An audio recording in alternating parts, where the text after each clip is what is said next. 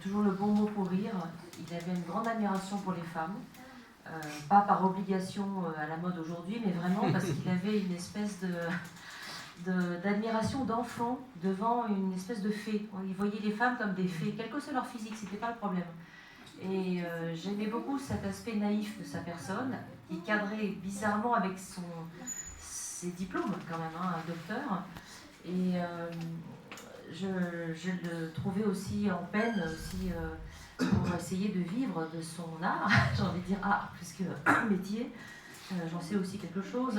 Et ces derniers temps, l'an passé, il me confiait pas mal ses soucis. Il était plus soucieux peut-être qu'à une époque de survie matérielle avec les cours qu'on perd quand on est vacataire, malgré qu'il soit docteur. Il en avait un peu assez d'enseigner. Et bon, l'autorité n'était pas son truc, il me le disait souvent. Il n'aimait pas faire régner l'ordre dans la classe, gronder, ce n'était pas du tout son truc.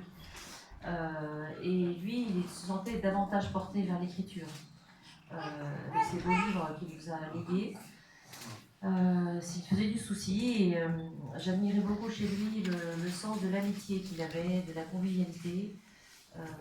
Psychologue aussi, à ses heures, vis-à-vis d'étudiants en difficulté, on en a eu chacun. Et il a laissé une trace, je pense, qui est indélébile en nous, avec ce départ brusque auquel on ne s'attendait pas, surtout qu'il ne conduisait pas lui-même, c'est quand même un comble. Je crois qu'ils étaient quasiment à l'arrêt dans cette voiture, ils n'étaient même pas en train de rouler, c'est hallucinant. Et bon, j'y vois peut-être un signe, peut-être qu'il avait envie de rejoindre ce dont il a, enfin, inconsciemment, je ne sais pas. Il était tellement spirituel que je me suis souvent demandé comment il pouvait supporter presque ce monde matérialiste qu'il n'était pas, dans les conflits qu'il fuyait, pas du tout spirituel en ce qui concerne notre pays, du moins, c'est pas franchement ce qui marque la France. Donc ça, je pense qu'il est en décalage, je partage ça avec lui, par rapport à la mentalité d'aujourd'hui, par rapport à toutes ces tensions hommes-femmes qui sont fomentées, je trouve, beaucoup. C'est pas du tout son univers, et je pense, si je peux me permettre de le dire, qu'il est heureux, vraiment, là où il est, comme tout le monde, paraît-il, mais disons qu'il doit être dans son élément, c'est-à-dire qu'il a rejoint ce dont il nous a tant parlé, dans ses conférences, dans ses bouquins. Il a enfin Dieu face à lui, pour en avoir tellement joliment parlé, et je pense qu'il est dans son élément, là où il est maintenant, même s'il nous manque atrocement, il faut le dire, et même si on a du mal, hein, il va redémarrer les cafés philo sans lui, c'est pas évident, c'est pas pareil. Il avait, outre ses qualités de professeur orateur, je pense qu'il avait une personnalité qu'on a tous perçue, qui nous rassemblait beaucoup, et à la limite, même les gens qui se moquaient de la philo venaient juste pour le voir, je pense, pour sa chaleur, pour la façon qu'il savait animer les débats, même pour des idées critiques ou parfois un peu houleuses, ou des gens plus ou moins bienveillants, parfois agressifs, ça arrivait, il savait toujours rester calme, rire et calmer le conflit. Et ça, j'avoue que c'est un don qu'il avait, qu'on n'a pas tous forcément face à des provocations, ça arrive, hein, dans les débats.